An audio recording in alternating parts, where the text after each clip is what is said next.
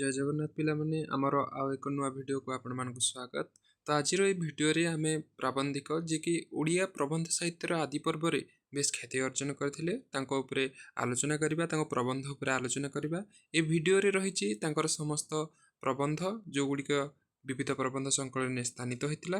प्रत्येक प्रबंधर भावधारा कौन रहितिला, सेतरे कौन चेतना रहितिला। परवर्ती समय में एथिरे रखिछु विश्वनाथ कर कौनसी साहित्य समिति सहित संपर्कित थिले कि नहीं एवं तांकर प्रबंध संपर्क रे अन्यान्य समालोचक माने कौन मत प्रदान करथिले। एई भली तथ्य को नेकी ए वीडियोटी प्रस्तुत होईछि। तो मैं आशा करिबी ए वीडियो को शेष पर्यंत आपण माने देखिबे।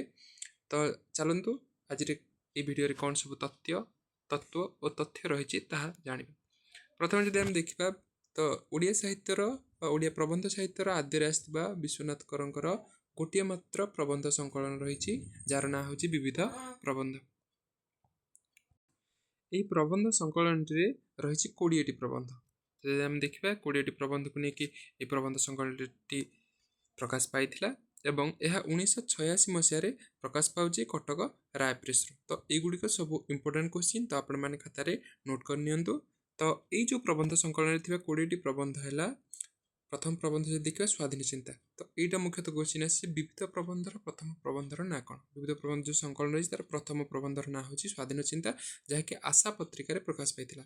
परवर्ती समय स्वाधीनता प्रबंध, महास्रोत, राक्षस लीला, स्त्री शिक्षा, अनंत प्रेम, यही जो 5टी प्रबंध रहा एगुड़िक उत्कल प्रभा ये जो पत्रिका रही प्रकाश पाई। देखो ये जो उत्कल प्रभार ये 5टी प्रकाश पाई। तो देखा प्रत्येक प्रबंध रे कौन कौन सब भावधारा प्रकाश पाई। स्वाधीनता प्रबंध रे आत्मार स्वाधीनता को प्राबंधिक गुरुत्व देते। से भली महास्रोत जो प्रबंध रहा ए परिवर्तन ही उन्नतिर एकमात्र पथ यही चिंताधारा पाई चेतनाटी प्रकाश पाई। परवर्ती समय जो राक्षस लीला प्रबंध रहा ए सांप्रतिक तत्कालीन समय जो मद बेश्या को जो मद्य बेशा समाज बेस प्रचलन था से राक्षसी भाव में ग्रहण कर। स्त्री शिक्षा उपर गुरुत्व देते एवं अनंत प्रेम रे से जो आमर दैहिक प्रेम अच्छी तार ऊर्ध्व प्रेम को अनुभव करने आह्वान देते। परवर्ती समय देखा तांकर अन्यान्य प्रबंध गुड़िक से आसूची शिक्षा, बाल्य शिक्षा, एगुड़ी सब संकलन स्थानित होती। साहित्य जीवनी, साहित्य चर्चा, भाषा चर्चा एवं जातीय जीवन में साहित्यर स्थान। तो यही जदि देखा ये प्रबंध गुड़िक एगुड़िक सबुतक संबलपुरी हितैषिणी पत्रिका प्रकाश पाई। तो शिक्षा पाई, बाल्य शिक्षा पाई, साहित्य जीवनी पाई, साहित्य चर्चा पाई, भाषा चर्चा पाई, जातीय जीवन साहित्य स्थान एगुड़े सब संबलपुरी हितैषिणी पत्रिका प्रकाश पाई।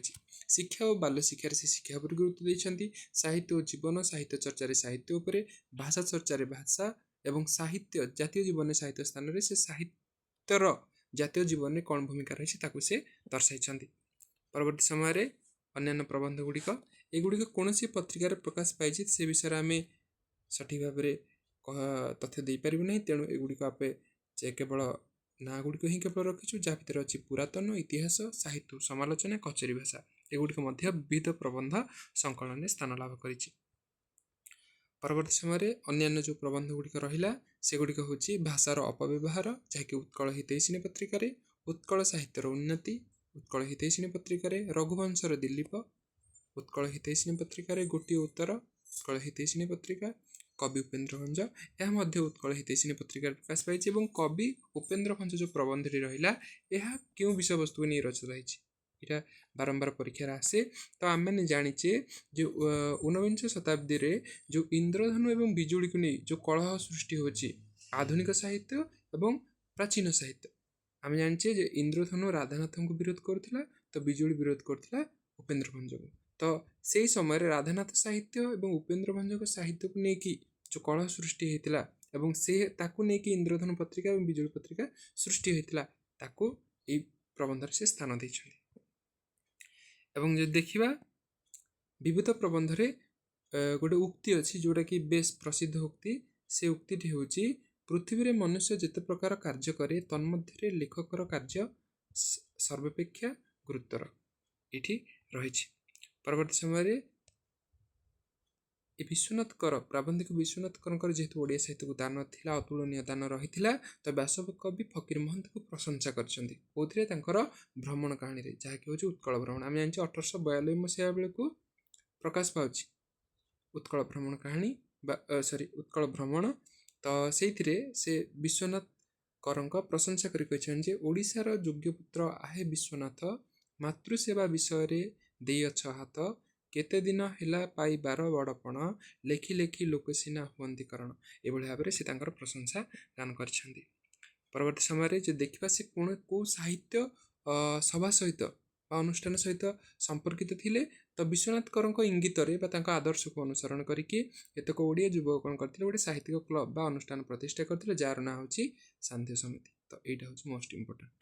ପରବର୍ତ୍ତୀ ସମୟରେ ଯଦି ଦେଖିବା ତାଙ୍କର ପ୍ରବନ୍ଧ ଉପରେ କି କ'ଣ କେଉଁ ସମାଲୋଚକ କ'ଣ ମତ ପ୍ରଦାନ କରିଛନ୍ତି, ତାଙ୍କର ଯେଉଁ ସ୍ୱାଧୀନତା ପ୍ରବନ୍ଧଟି ରହିଛି ଦ୍ୱିତୀୟ ପ୍ରବନ୍ଧ ଯେଉଁଟାକି ସଂକଳନର, ତା ସମ୍ପର୍କରେ ପଣ୍ଡିତ ବିନାୟକ ମିଶ୍ର ପ୍ରସିଦ୍ଧ ଭାଷାବିତ୍, ପ୍ରସିଦ୍ଧ ଓଡ଼ିଆ ସାହିତ୍ୟିକ, ସେ କହିଛନ୍ତି ଯେ କ'ଣ କହିଛନ୍ତି, ସେ କହିଛନ୍ତି ଇନ୍ଦ୍ରିୟର ସ୍ୱାଧୀନତା ନ ପାଉଣୁ ରାଜନୈତିକ ସ୍ୱାଧୀନତା ପାଇବା ପାଇଁ ଆନ୍ଦୋଳନ କରିବା ଆମର କର୍ତ୍ତବ୍ୟ ନୁହେଁ, ଏହା ସ୍ୱାଧୀନତା ପ୍ରବନ୍ଧର ସାରମର୍ମ। ତ ଏ ସ୍ୱାଧୀନତା ପ୍ରବନ୍ଧରେ ବିଶ୍ୱନାଥଙ୍କର କ'ଣ କହିବାକୁ ଚାହୁଁଛନ୍ତି, ସେ ଗୋଟିଏ ବାକ୍ୟରେ ଏଠି କହିଦେଇଛନ୍ତି ଏବଂ ତାଙ୍କର ଏଇ ମତଟି ମଧ୍ୟ ବେଶ ଗ୍ରହଣୀୟ।